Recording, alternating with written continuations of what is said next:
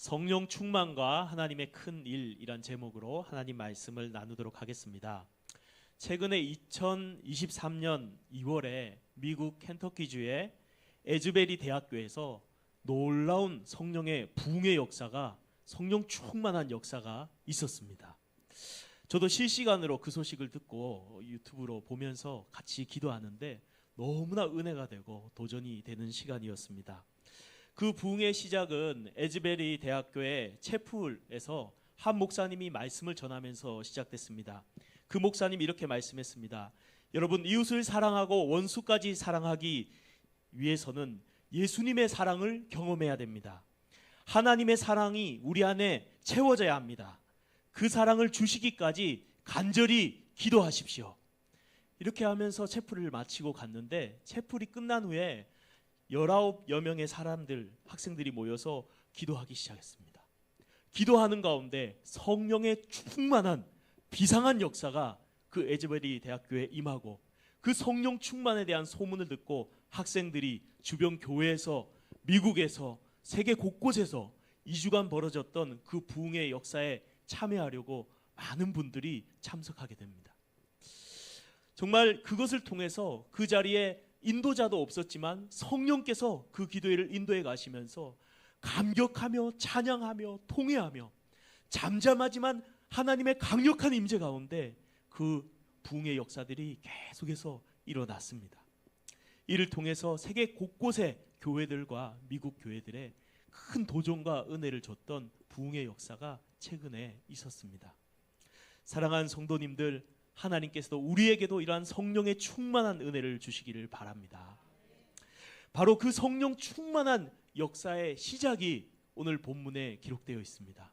바로 오순절날 하나님이 성령의 충만함을 120문도들에게 허락하시고 그들로 하여금 하나님의 큰 일을 선포케 하신 이야기가 바로 오늘 본문의 내용입니다. 오늘 본문을 통해서 하나님께서는 우리에게 말씀하시고자 하는 메시지가 있습니다. 그 두 가지를 우리가 이 시간에 살펴보고자 합니다. 첫째는 성령의 충만함을 받으라 라는 것입니다.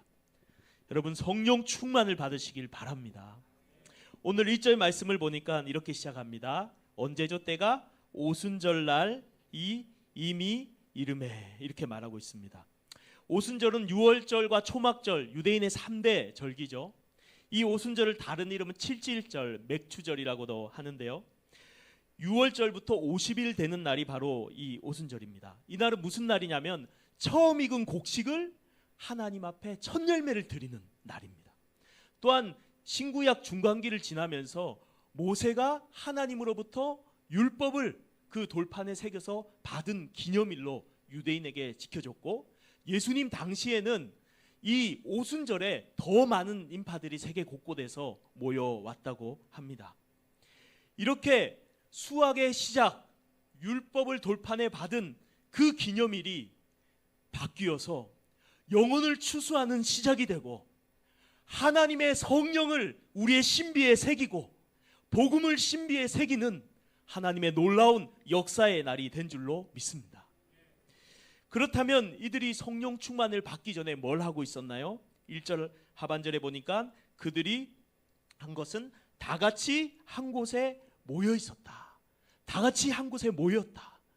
모인 그곳에 성령의 충만함이 임한 줄로 믿습니다. 모여서 뭐 했을까요? 기도했죠. 기도.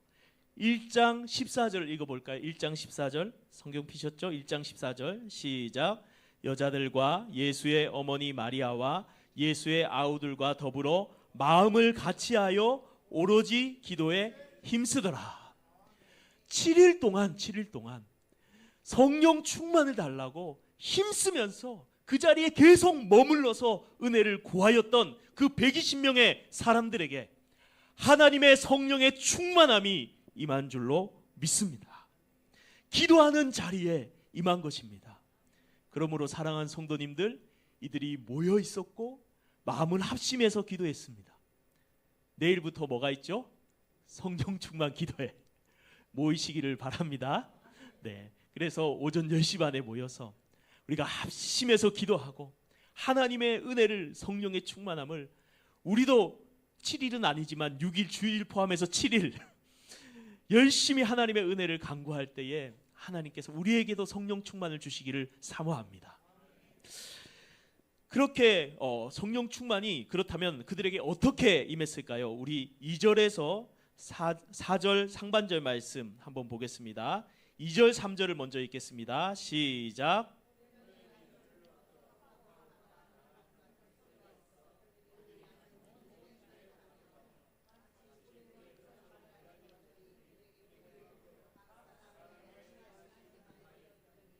자, 4절 하반절까지 보면, 상반절까지 보면 그들이 다 성령의 충만함을 받고 이렇게 말합니다. 호련히라는 것은 갑자기라는 뜻입니다. 갑자기 7일 동안 아무런 역사가 없다가 계속해서 기도의 자리에 머물면서 성령 충만을 구하며 간구하는, 힘써 구하는 그 자리에 갑자기 성령께서 임하시는데, 어떻게 임하냐면 급하고 강한 바람 같은 소리가 있어 온 집에 바람의 소리가 가득한 거예요. 그러더니 불의 혀처럼 막 갈라지는 것들이 눈에 보여서 그 불이 각 사람 위에 머물러 있더니 성도들이 성령에 충만하여진 줄로 믿습니다. 이것이 놀라운 하나님의 역사입니다. 이 본문에 보면 하늘로부터 급하고 강합니다. 이 하늘로부터라는 것은 초월적인 하나님의 역사로 인해서 이 성령 충만이 부어진 줄로 믿습니다. 사람이 인위적으로 성령 충만을 만들어낸 게 아니라, 인위적으로 한 게 아니라 하나님께서 주권적으로 초월적으로 성령의 충만함을 부어주실 때 성령 충만을 받게 되는 줄로 믿습니다. 여기서 성령이 임하는 그 모습을 바람과 불로 묘사하고 있어요. 이 바람과 불은 하나님의 권세와 임재를 상징하는 이미지로 구약에 사용되고 있습니다. 엘리야가 산 앞에 섰을 때 바람이 바위를 깨부수는 강력한 하나님의 권세로 보였고, 모세가 떨기나무 가운데 섰을 때 꺼지지 않는 불로서 하나님은 그곳에 임재하셨습니다. 이처럼 들리는 청각을 통해서, 보이는 시각을 통해서 성령의 강력한 임재가 초대교회 가운데 임하게 된 줄로 믿습니다. 이 성령의 충만함이 이 교회에 임하자 하나님이 주시는 권능을 받고 그들의 삶이 완전히 달라졌어요. 능력 있게 복음을 전하기 시작하고, 성도들이 기쁨으로 찬양하고 예배하고 사랑으로 교제하고 물건을 나누며 완전히 달라진 신앙생활을 하게 된 줄로 믿습니다. 바로 성령 충만한 성도의 삶이 바로 이런 것입니다. 그러므로 사랑하는 성도님들, 우리가 생명력 있는 신앙생활을 하기 위해서 성령의 충만함을 받기를 바랍니다. 물론 교회 시설적인 것도 필요하고, 프로그램도 필요하고, 시스템도 필요하고, 제도도 필요하고, 온갖 것들 다 필요하지만, 없어야 된다는 게 아니에요. 필요하지만 그 모든 것들이 있더라도 성령 충만이 없으면 생명력이 없고 능력이 없고, 성령 충만이 있으면 그 교회는 생명력 있는 신앙으로 하나님의 영광을 돌리는 믿음으로 일어나게 될 줄로 믿습니다. 그러므로 이 오순절에 임하셨던 성령의 충만함이 오늘 우리에게도 충만함으로 임하기를 주님의 이름으로 축복합니다. 그러면 어떻게 해야 성령 충만을 받을까요? 어떻게 해야 받나요? 오늘 그들이 모여서 한자리에서 기도할 때 계속해서 기다리며 기도할 때 성령의 충만함을 받은 줄로 믿습니다.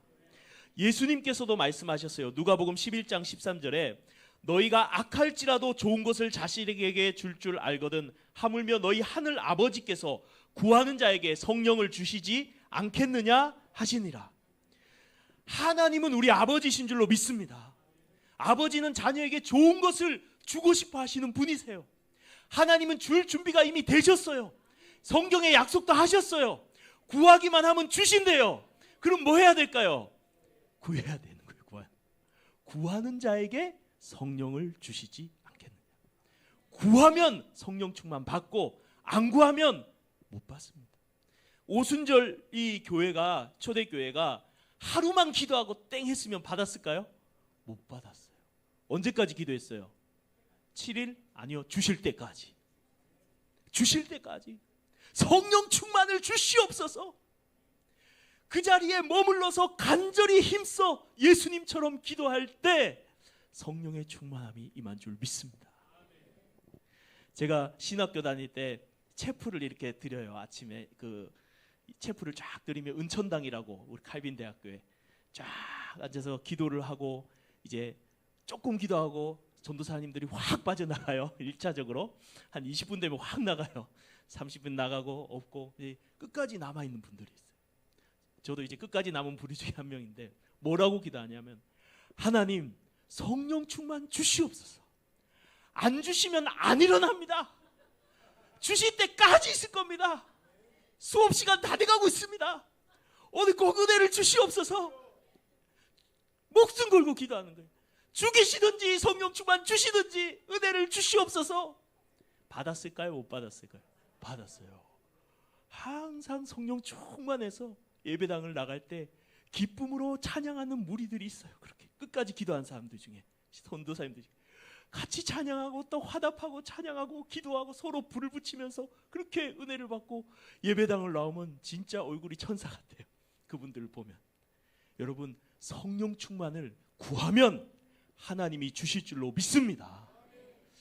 여러분 냉장고에 먹을 게 가득해요. 막 문만 열면 먹어. 근데 굶어 죽어요. 안 먹고. 얼마나 바보 같아요. 어리석어요. 옆에 정수기가 있어요. 컵만 대면 물이 콸콸콸 나와요. 근데 목말라 죽어. 얼마나 아쉬워요. 하나님은 우리에게 이미 주실 성령의 충만을 우리보다 더 주고 싶어 하시는 분이 우리 아버지, 우리를 사랑하는 하나님이신 줄 믿습니다. 우리 주님이 우리가 성령 충만 필요하다는 걸 더 잘 아실 줄로 믿습니다. 이미 하나님은 줄 준비가 됐는데 구하는 자가 없어요. 구하는 자. 두드리는 자가 없어요. 두드리는 자. 찾는 자가 없어요. 찾는 자. 여러분 두드리는 자, 구하는 자, 찾는 자가 되시기를 주님의 이름으로 축복합니다.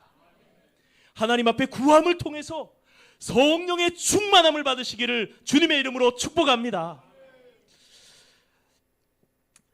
요즘에 상점이나 이런 데 가면 자동문 있잖아요. 자동문. 가만히 보고 있으면 열려요? 안 열려요? 안 열려요. 열리려면 어떻게 해야 돼요? 가까이 가야지. 가까이 가야지. 안 누르는 것도 있지만 안 눌러도 돼. 가까이만 가면 열려요.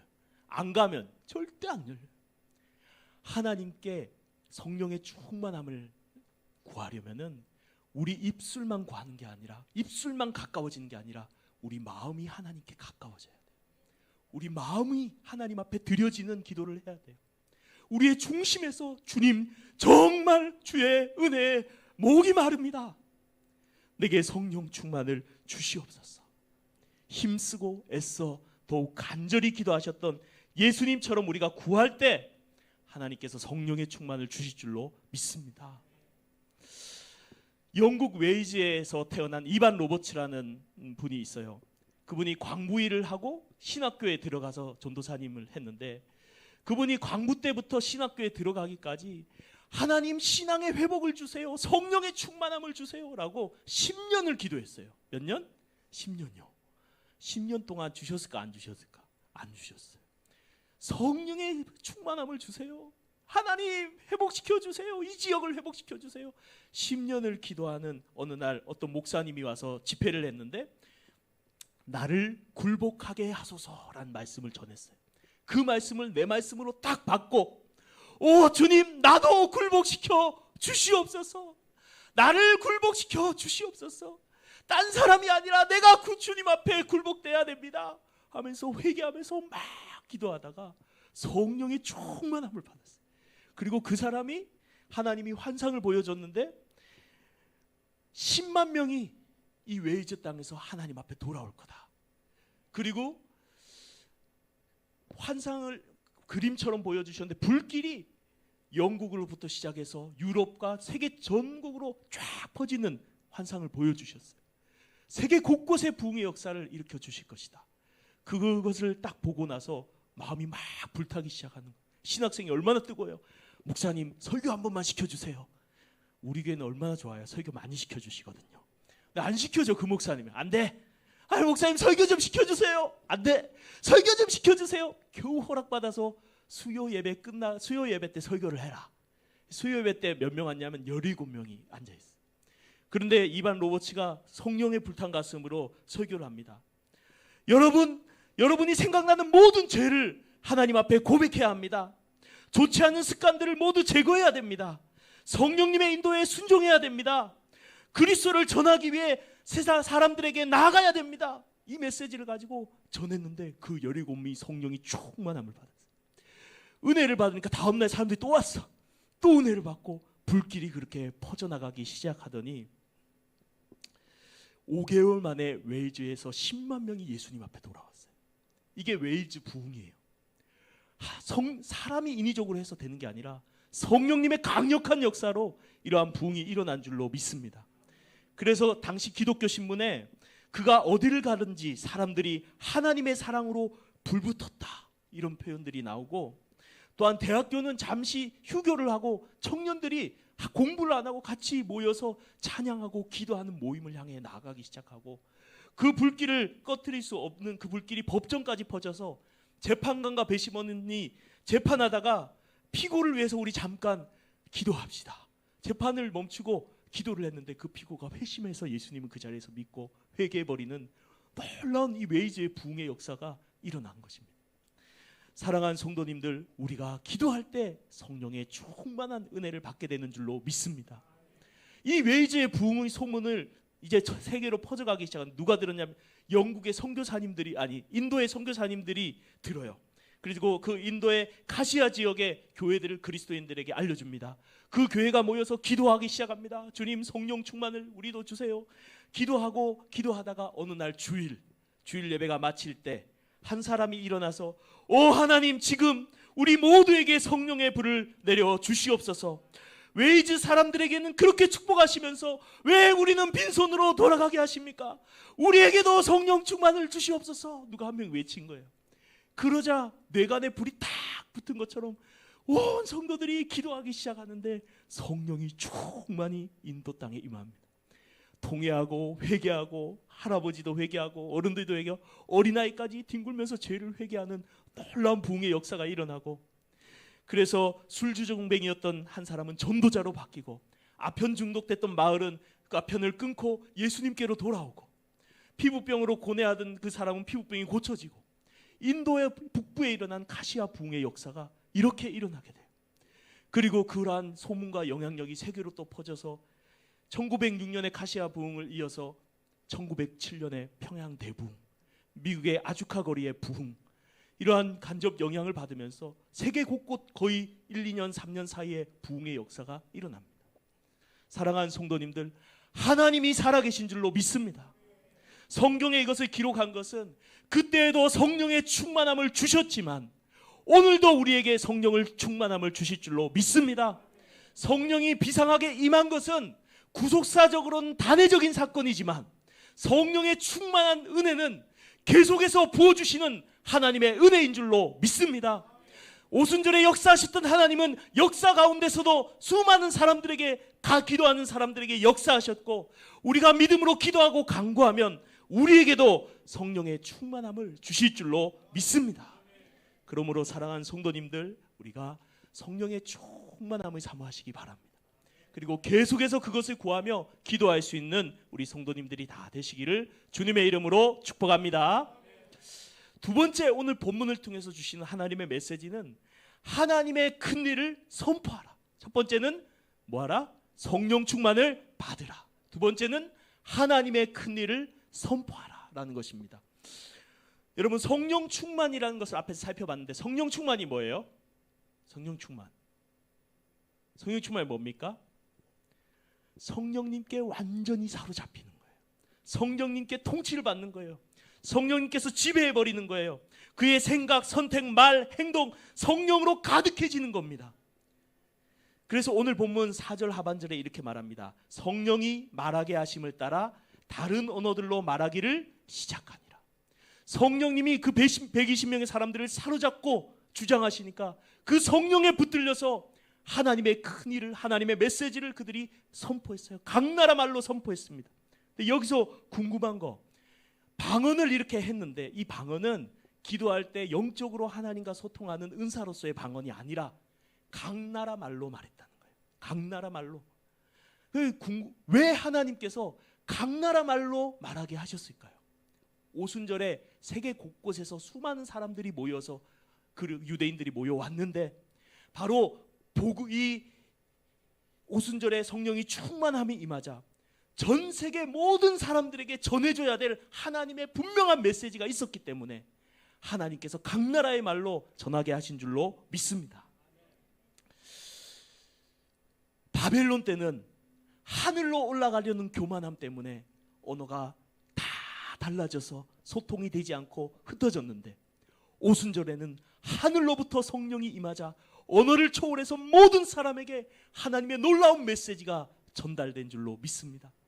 전 세계가 들어야 될 메시지, 모든 사람이 들어야 될 메시지, 그것을 전하기 위해서 하나님이 각 나라의 말로 말씀하신 줄로 믿습니다. 그렇다면 각 나라의 말로 하나님이 무슨 말을 하셨을까요? 무슨 말을 하셨죠? 11절 말씀을 같이 한번 읽어볼까요? 11절 말씀 2장 11절입니다. 시작. 그레데인과 아라비아인들이라 우리가 다 우리의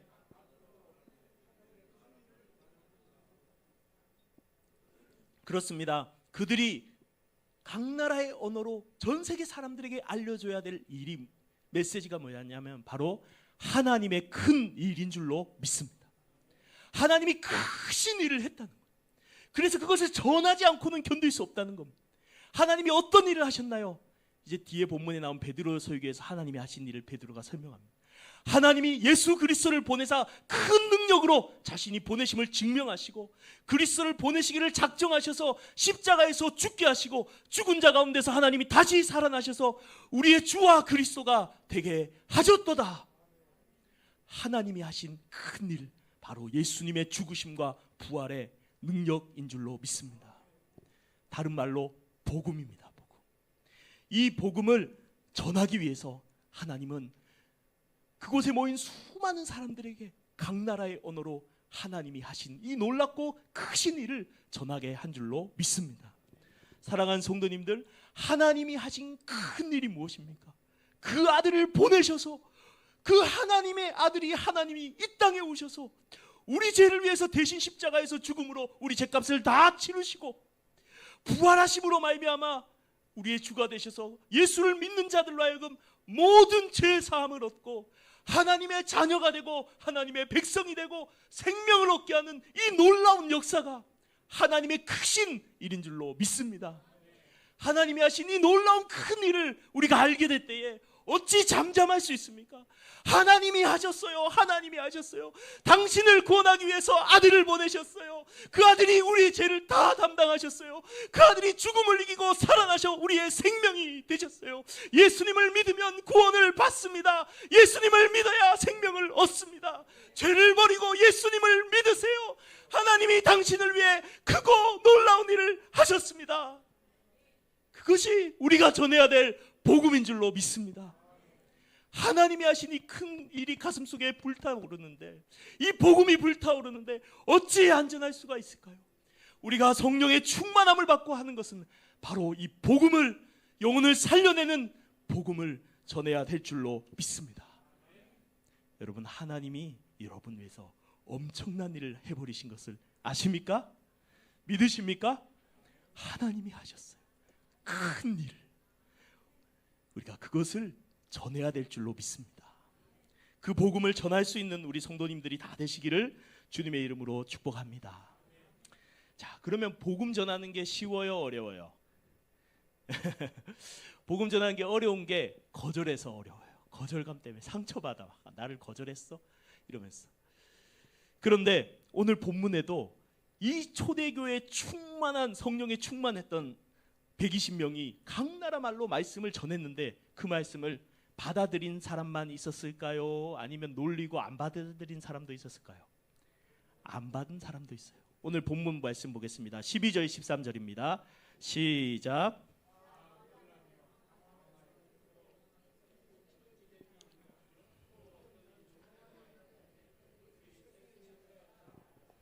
네, 어떤 사람, 대다수의 사람들은 그 소리를 듣고 하나님의 큰 일을 듣고 놀라고 당황하고 그들의 마음이 열리고 예수 믿을 준비가 되는 반면에, 어떤 사람들은 술에 취했어 하면서 성령 충만한 사람을 조롱했대요.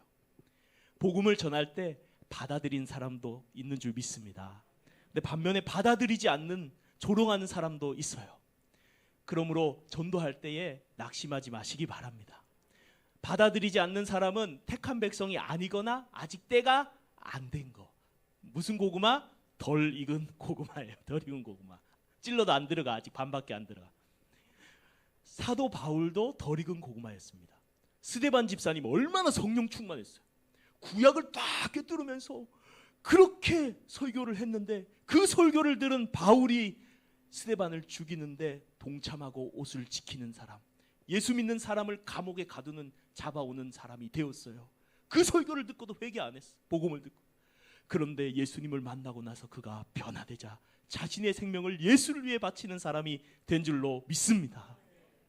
하나님의 때가 있습니다.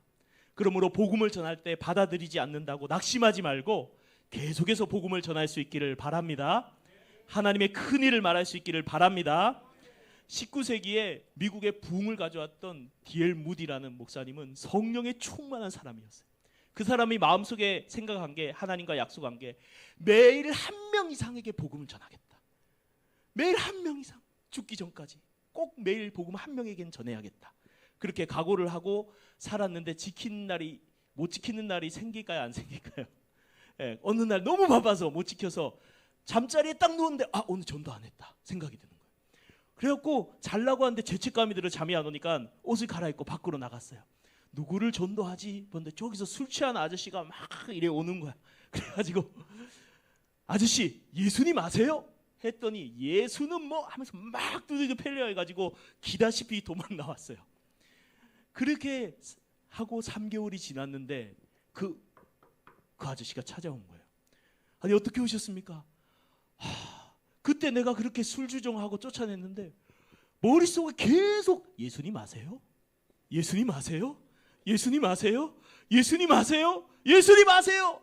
계속 메아리 쳐서 견딜 수가 없어서 예수 믿으러 왔다고. 전하는 건 우리 역할이고 믿게 하는 건 성령의 역사인 줄 믿습니다. 또 우리나라에도 비슷한 일이 있었어요. 어느 전도에 열심히 성령 충만한 여자 집사님이 전도하러 가다가 청년을 보고 청년 예수님 믿고 구원 받으세요 했는데 뭐라고 하냐면은 왜 구원 받냐 10원 받지? 그러면서 발을 딱 찼는데 이 허벅지를 맞아서 쓰러졌대요. 피멍이 들었대요. 너무 아파서 아픈데도 붙잡고 기도했습니다. 하나님 저 청년이 예수 믿게 해주세요. 근데 전도지를 다행히 버리지 않고 구겨가지고 주머니에 넣더래요. 그래서 감사합니다 하고 집에 돌아와서 기도를 하는데 예수님께서 말씀하시더래요. 너 오늘 나를 위해서 핍박받았구나. 주님이 그렇게 말씀하시는데 너무 위로가 됐대요. 그리고 일주일 뒤 전화가 왔어요. 그 전도지에 쓰인 번호로. 그 청년이 말합니다. 밤에 잠만 자면 지옥 꿈을 꾼대. 눈만 감으면 지옥이 나타나서 잠을 잘 수가 없대요. 너무 힘들어가지고 예수 믿으려고. 그래가지고 그 청년이 예수 믿고 온 가족도 다 전도하고 나중엔 신학교에 들어갔다고 해요. 사랑하는 성도님들, 우리가 복음을 전할 때 그 복음을 받지 않는다고 하더라도 낙심하지 않고 담대히 복음을 전할 수 있기를 주님의 이름으로 축복합니다. 저도 사실 이 무디 목사님하고 비슷한 그런 결심을 했거든요. 하루 1명 이상에게 복음 전하자. 어떨 땐 시간이 날 때는 좀 가서 이렇게 돌기도 하고 못 돌아도 집에 가는 길에 1-2명, 올 때 1-2명, 밥 먹으러 갈 때 1-2명 꼭 만나서 전하자. 1명 이상 전하자. 그런데 어제 깜빡한 거예요. 교회 청소하고 막 이래저래 하다 보니까 시간이 훅 가가지고 설교도 준비해야 되고 어떡하지? 오늘 전도를 제낄까 하다가 오늘 설교 예화에 딱 똑같은 내용이 나오는 거예요. 그럼 나도 전도해야지. 내가 말 안 하면서 어떻게 성도들 보고 전도하라고 얘기하냐. 내가 살아야 돼. 그러면서 주님 순종하겠습니다. 전도지를 한 3개 넣고 나갔어요. 밖에 나가서 요 버스 정류장 바로 요 앞에 딱 갔는데 어떤 아주머니가 있어서 수원 소망교회에서 왔습니다. 예수님 믿으면 소망이 생깁니다. 빛나나요? 빛나는 눈동자로 진짜 소망이 있다고 하니까 아줌마 받으면서 너무 좋아하시는 거예요. 기분이 좋더라고요. 2번째 갔는데 아저씨가 한 명 있어요. 예수님 믿으면 소망이 생깁니다. 에이씨, 가고 말도 안 하고 막 완전히 무시를 당하고.